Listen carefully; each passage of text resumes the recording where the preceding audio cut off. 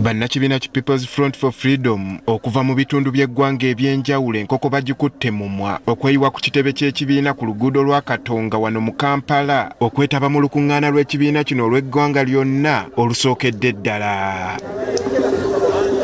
Bano bazze banekaanekanye mu langi z'ekibiina kino enjeru n'eza bbululu ng'obwedda buli atuuka asooka kwewandiisa.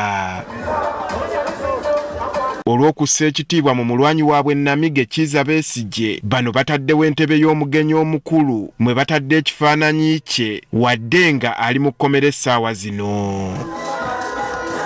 Olukuŋŋaana luno terwetabiddwako bannakibiina bokka wabula n'ab'ebibiina ebirala balabiddwako nga batudde ntende.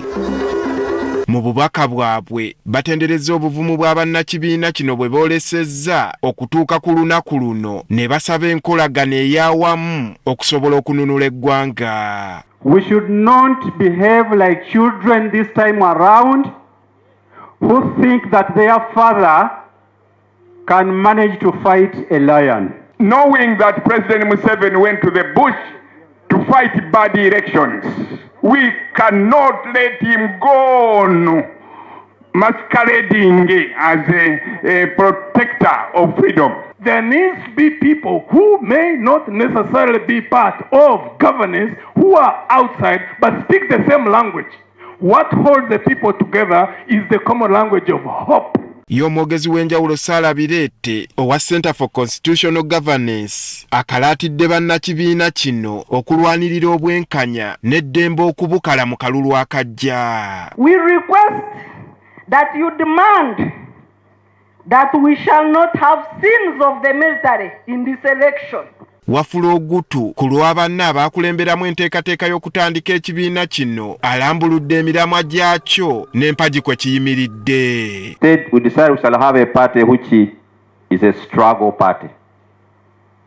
It's a tool for struggle.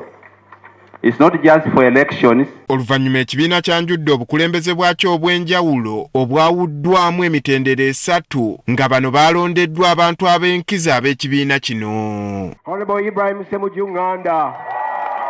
Akakiiko aka waggulu ak'enkizo kakulemberwa Dr. Kiiza Besigye ate akafuzi oba National Executive Committee ssentebe waako ye Erias Lukwago ng'amyukibwa Bete Awol, Lulume Bayiga ne Nicholas Kamala.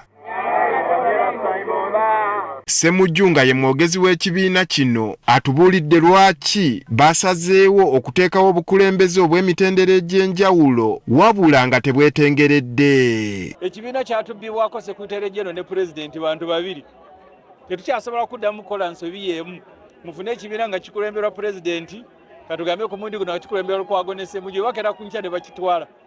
So tulina okuwayo n'akakiiko akaga nti ekimusazeewo tetukkiriziganya nakyo. Erias Lukwago ssentebe w'ekibiina kino mu kwogera kwe alaze okusoomoozebwa kwe bayiseemu ebbanga eddene nga kye batuuseeko olunaku olwaleero buwanguzi gye bali. We have had nooks, we have had junctions, we have had hurdles, but finally we are here. We have a new home called PFF. Ono akalaatidde bannakibiina kino okumanya eddimu lye boolekedde obutakkiriza bannakigwanyizi kukozesa kibiina kyabwe ensobi. Make no mistake, this place here, this command center is not a center for schemers. It's for people who are determined. Kiiza Besigye nga mu kaseera kano ali mu kkomera mu ddoboozi lye erizannyiddwa ayogedde ku mbeera eriwo ku bitagenda bulungi mu ggwanga n'awanjagira bannakibiina ne bannaabwe abali ku ludda oluvuganya gavumenti okukwatagana balwane okulaba nga bannansi beeyagalira mu ggwanga. Each and everyone is critical in changing the situation in which we are, that we cannot be passive. We cannot beg other people to change things for us. People's Front for Freedom PFF yatandikibwa oluvannyuma lwa bannakibiina kino okufuna obutakkaanya ne bannaabwe ab'ekibiina kye baalimu ki FDC abaasigala ennajja na nkumbi be balumiriza okuba nga baali bateetera n'ekibiina ekiri mu buyinza ki NRM. Andrew Kagwa, Agafeeyo, Spark TV.